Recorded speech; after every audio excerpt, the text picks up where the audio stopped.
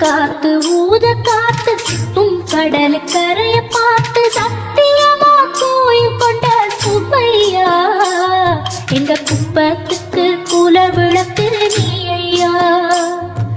வாட காத்து வீச பார்த்து வலையை எடுத்து வலைய போட்டு மீன் பிடிக்கும் தொழில் நடக்குது முத்தையா. கரை மீண்டு வர காவல் உந்தன் நிலையா. திருச்செந்தூர் ஆண்டவனே வேல் முருகா தினம் உனக்கு நன்றி சொல்வோம் ஆள்மருகா. திருவடியில் தவம் இருப்போம் திருமுருகா. தீப்பெழுது நலமென